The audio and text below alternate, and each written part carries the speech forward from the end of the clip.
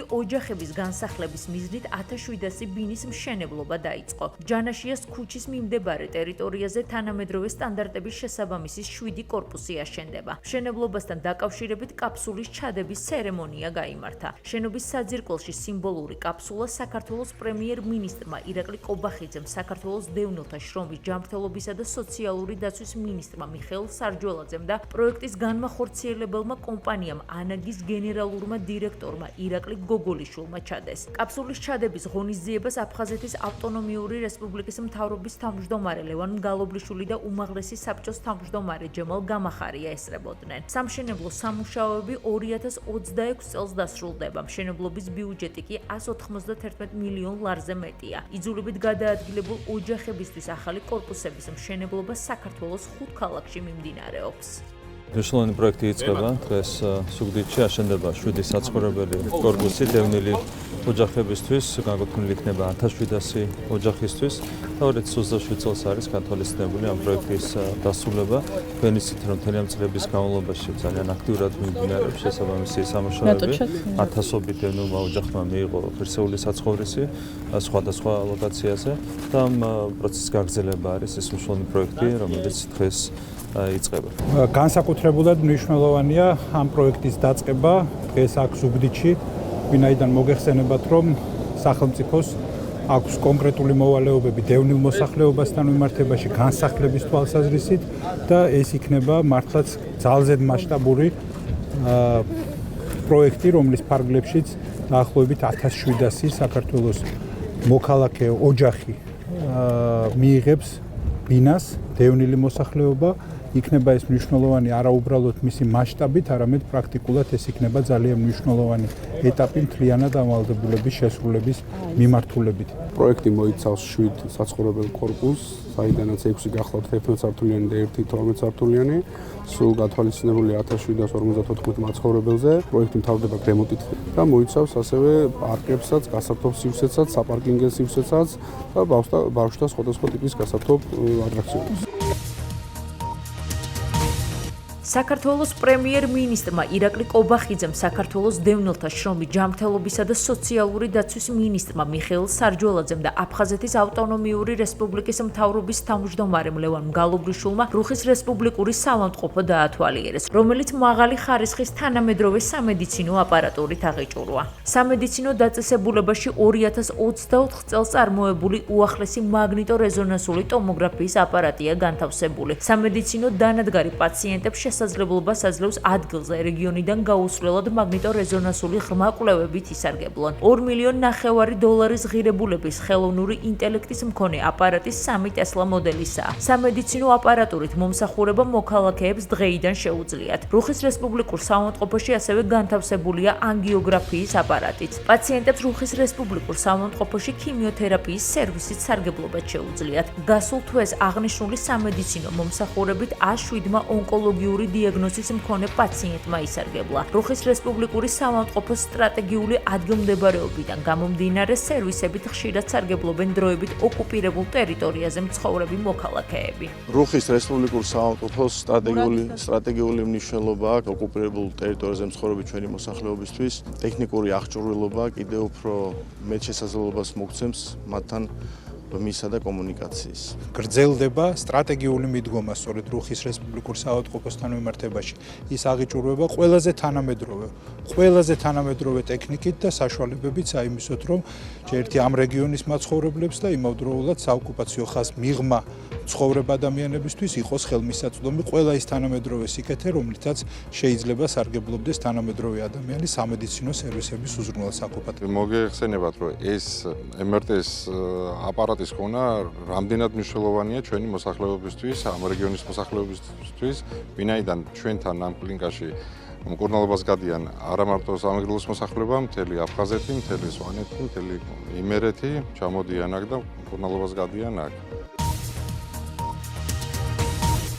აფხაზეთის ჯანდაცვის სამინისტროს დაქვემდებარებაში არსებული 11 პოლიკლინიკის რეორგანიზაცია იგეგმება. აფხაზეთის მთავრობას პოლიკლინიკების რეორგანიზაცია რესტრუქტურიზაციის წინადადებით აფხაზეთის ჯანდაცვის სამინისტრომ მიმართა, როგორც აფხაზეთის ავტონომიური რესპუბლიკის მთავრობის თავმჯდომარე ლევან გალობლიშვილი აცხადებს, სამუშაოების დასრულების შემდეგ ჯანდაცვის სფერო კიდევ უფრო გაძლიერდება და პოლიკლინიკები მეტი ბენეფიციარის მომსახურებას შეძლებენ.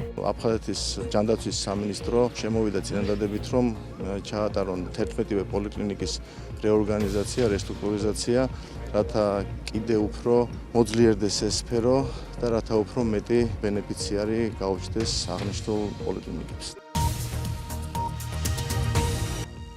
აფხაზეთის ავტონომიური რესპუბლიკის მთავრობის თავმჯდომარე ლევან გალობლიშვილი აფხაზეთიდან იძულებით გადაადგილებულ პირებთან შეხვედრებს განაგრძობს. ამჯერად ლევან გალობლიშვილი ფოთის მერ ბექა ვაჭარაძესა და ქართული ოცნება დემოკრატიული საქართველოს ფოთის ხობისა და სენაკის დელეგატ გიორგი ხახუბიასთან ერთად ქალაქ ფოთში მცხოვრებ დევნილებს შეხვდა. ლევან გალობლიშვილმა პირადად დევნილებისაგან მოისმინა მათი საჭიროებები და გამოწვევები, რომლის წინაშეც იძულებით გადაადგილებული პირები დგანან. აფხაზეთის მთავრობის თავმჯდომარემ და ადგილობრივი ხელისუფლების წარმომადგენლებმა მოსახლეობას გააცნეს პრობლემების გადაჭრის მათი ხედვები და სამომავლო გეგმები. ლევან გალობლიშვილმა ადგილობრივ ხელისუფლებას მადლობა გადაუხადა იმ ზრუნვისა და საქმიანობისთვის, რომელსაც ისინი დევნილი მოსახლეობის მიმართ ყოველდღიურ რეჟიმში ახორციელებენ. ვესტუმრეთ ფოთს პირველად ჩემი მთავრობის თავმჯდომარეობის ფორმატში შევხვდით მოსახლეობას, ძალიან თბილი მიღება იყო დელეგატთან ერთად, ბატონ გიორგი ხახუბიასთან ერთად, ადგილობრივ ხელისუფლებასთან ერთად.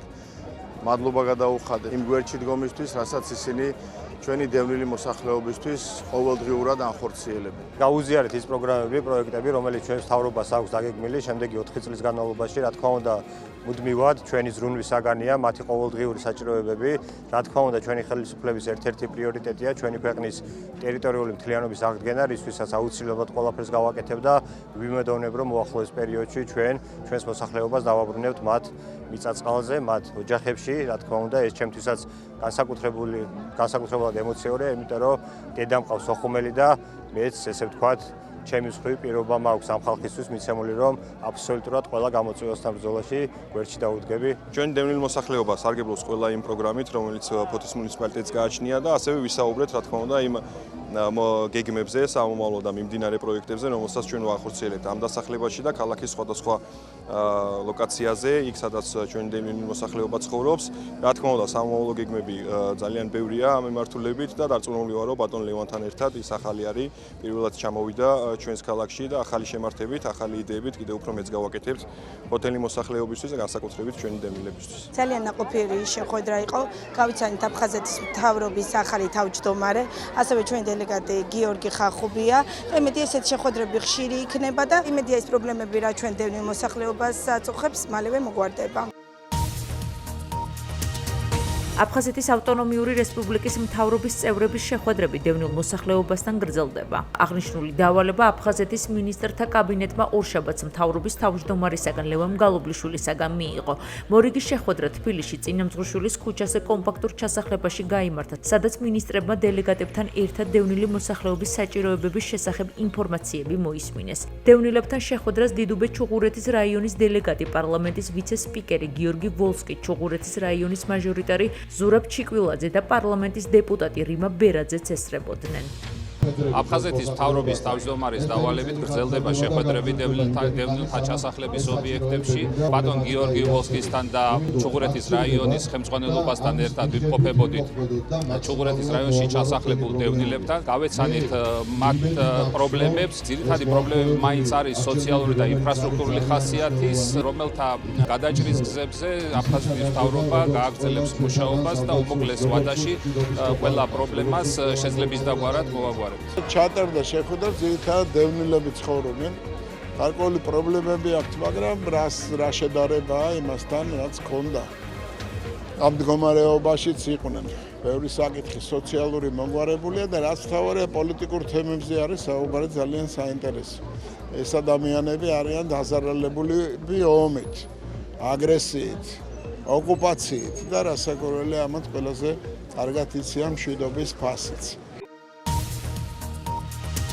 აფხაზეთის ავტონომიური რესპუბლიკის მთავრობის თავმჯდომარის დავალების შესაბამისად მთავრობის წევრები დევნილ მოსახლეობასთან აქტიურ შეხვედრებს განაგრძობენ. ამჯერად რუსთავში განსახლებულ დევნილებს აფხაზეთის იძულებით გადაადგილებულ პირთა მინისტრი დავით ფაცაცია და აფხაზეთის ჯანმრთელობისა და სოციალური დაცვის მინისტრი ლაშა ქარდავა რუსთავის მერ ნინო ლაცაბიძესთან ერთად შეხვდნენ. მთავრობის წევრებმა პირადად მოისმინეს დევნილებისაგან მათ საჭიროებებზე ინფორმაცია და დევნილთა პრობლემების მოგვარების მიზნით დაგეგმილ აქტივობებზე ისაუბრეს. ვაგრძელებთ ჩვენს ძალიან აქტიურ კამპანიას დევნილებთან შეხვედრებს. განსაკუთრებით მიხარია, რომ ჩვენი დევნილები ძალიან აქტიურობენ ჩვენ შეხვედრებზე და მადლობებით, ესე ვთქვათ, გამოირჩევა მათი ურთიერთობა და ჯერა რომ აი ესეთი დამოკიდებულები ჩვენ კიდევ უფრო მეტი мотиваცია და შესაძლებლობა გვექნება, რომ ვიზრუნოთ დევნილთა პრობლემებს და მოვაგვაროთ ყველა ის კრიტიკული საკითხი, რომელიც მათ წინაშე დგას. ეს არის სახურავების საკითხი, ეს არის ინფრასტრუქტურული საკითხი თუ სხვა კრიტიკული პრობლემები, რომლებსაც პერმანენტულად მუშაობ და რა თქმა უნდა არ გავჩერდებით, სანამ არ ამოვწურავთ ამ კრიტიკულ და აუცილებელ საკითხებს. საუბრობთ სხვადასხვა თემებზე, იმ გეგმებზე და ასევე იმ განხორციელებულ პროექტებზე, რომელიც ჩვენი გუნდის მხრიდან იქნა განხორციელებული ჩვენს ქალაქში, ჩვენს ქვეყანაში. დღეს აფხაზეთის მთავრობასთან ერთად ჰქონდა ძალიან საინტერესო შეხვედრა. ვისაუბრეთ როგორც მიმდინარე პროექტებზე, ასევე იმ საჭიროებებზე, რომელსაც როგორც აფხაზეთის მთავრობა, ასევე ქალაქის მუნიციპალიტეტი ერთობლივად გეგმავთ, რომ გადავჭრათ და მოვძებნოთ დაძლევის გზები. მუდმივად იყო უშველებელი პრობლემები და ეხლაც არსებობს. კორპუსი იყო ავარიულ მდგომარეობაში. ერთი მხარე გაკეთდა, გალამაზდა, ბევრი რამე არის გასაკეთებელი, ყველაფერი ერთად არ კეთდება, დრო უნდა. ჩვენ ისეთი კატეგორიის ადამიანები ვცხოვრობთ აქ, რომლებსაც გამოვლილი გვაქვს ომი, გაჭირვება და ვიცით ერთგულების ფასით. აფხაზეთის ავტონომიური რესპუბლიკის ჯანმრთელობისა და სოციალური დაცვის სამინისტროს ორგანიზებით და ჩაფიძის კლინიკის მხარდაჭერით აფხაზეთიდან დევნილებს უფასოდ მრავალპროფილური სკრინინგული გამოკვლევები ჩაუტარდათ. ყურადღება გამახულდა ქრონიკული სისხლის მიმოქცევის დაავადებების მქონე პაციენტებზე, რომლებმაც კარდიოლოგიური კვლევის სრული მომსახურება მიიღეს. დევნილ ბენეფიციარებს ექიმის დანიშნულების შესაბამისად მედიკამენტები უფასოდ გადაეცათ. მადლობა მინდა გადაუხადო ჩაფიძის კლინიკას. ასეთი პარტნიორული ურთიერთობები მნიშვნელოვანია ჩვენი დევნილი საზოგადოებისთვის და მათი ჯანმრთელობისთვის. 100 მეტმა ბენეფიციარმა მიიღო მომსახურება და შესაბამისად საჭიროებისამებრ გადაეცათ მედიკამენტებიც. სამინისტრო მომავალშიც გეგმავს სხვა კლინიკებთან თანამშრომლობას და მემორანდუმის გაფორმებას. ყველა ბენეფიციარს ჩაუტარდა ლაბორატორიული ინსტრუმენტული გამოკვლევები, რომელიც მოიცავს ელექტროკარდიოგრაფიულ გამოკვლევას, ეხოსკოპიურ გამოკვლევას, გლუკოზას და ქოლესტერინის სახით ლაბორატორიას და ყველას, რა თქმა უნდა, ჩაუტარდა ექიმის კონსულტაცია და რჩევა დარიგებები მიეცათ სათანადო. ჯანდაცვის სამინისტრო აფხაზეთის ძალიან დიდ საქმეს აკეთებს დევნილებისთვის. პირადად დღეს დიდი ყურადღება მოგვაქციეს, წამლები უფასოდ დაგვირიგეს.